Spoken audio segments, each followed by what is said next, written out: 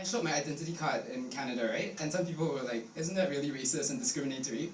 But it's worked for us, and so, I mean, it's worked out, and partly the fact that we're so small, and so you meet lots of people of different races, and of course there are the stereotypes, but you have to get rid of the stereotypes, because if not, you're not going to befriend half the population. Yeah.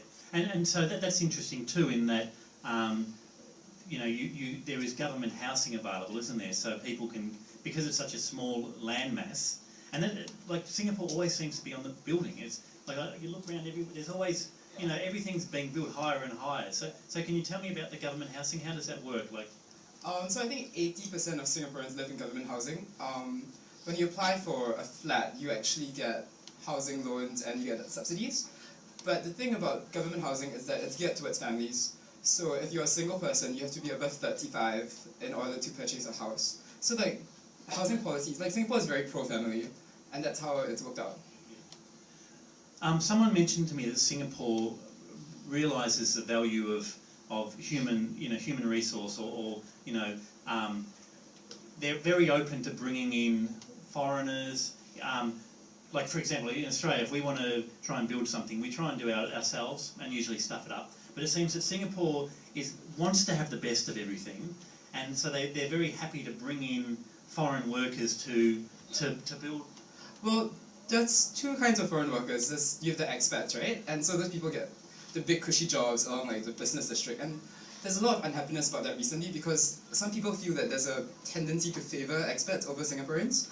And the second type of foreign workers would be the construction workers from like Bangladesh or China. And so they bring them in because it's cheap, and because they tend to do jobs that Singaporeans don't want to do.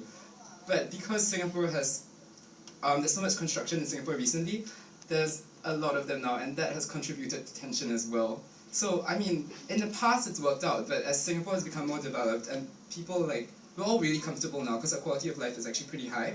So people are tending to voice this unhappiness with the government. Yeah, but I mean, it seems that Singapore has to, because it's such a small place, it is constantly on the move, isn't it? It constantly seems to be. I mean, when I walked around the city, it seemed like one large financial district. I mean, Singapore changes a lot. Like, I was away for a year, and when I came back, like, so many buildings were new.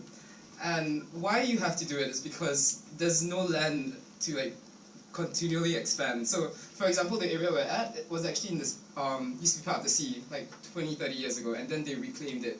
And that's how Singapore has tried to cope with its economic development.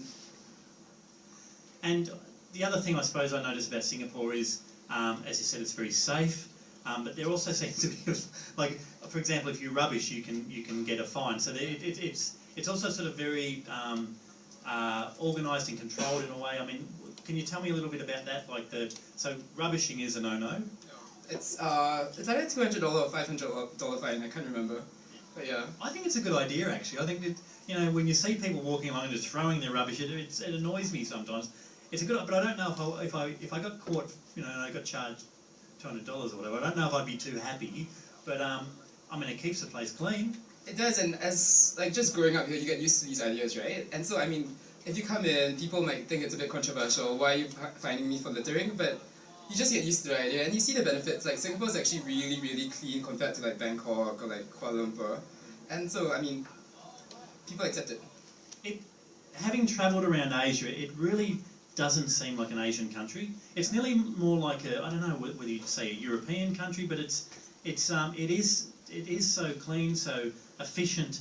Is that influence? Do you think that influences comes from, say, the English background, the English history, or is it more the Chinese influence, the Chinese work ethic, or what? Yeah. What makes Singapore? I think it's partly the fact that because we came from colonial history, so that has a huge influence in it. But at the same time, like, because we are part of Asia, so there's like this whole like debate in government about Asian values, and so they've tried to construct the Western democracy ideas but they modify it according to our Asian values. So, for example, like, whereas the West would be more individual, Singapore focuses on the family and more of the community. Yeah. Right. Well, we're getting a bit of a crowd here now, Joey. So I think maybe it's time we pack up shop. But thanks for your time.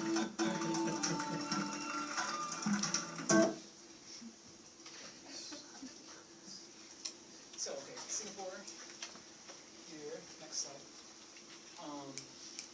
is very strict with its laws, as we saw there. And maybe you've heard about some of these examples that we talk about. There's a ban on chewing gum downtown. This is from an article in National Geographic. It's still available here online. But in the article they talk about fines for spitting, for things that we would think would be silly, like pornography. It's hard to control that thing, that stuff, of course. Things like cigarette litter, like they saw in the video there. $200 fine was the number that they gave in the article. When it comes to drug trafficking, they're very strict. One of the strictest parts of the world, other than maybe the Islamic world, where when you look at the breakdown of penalties for the amounts of the drug, whatever drug you're looking at, whatever schedule it is, and so on, very strict by Western standards. So death penalty for even what we would consider to be minor trafficking violations. Corporal punishment for vandalism, meaning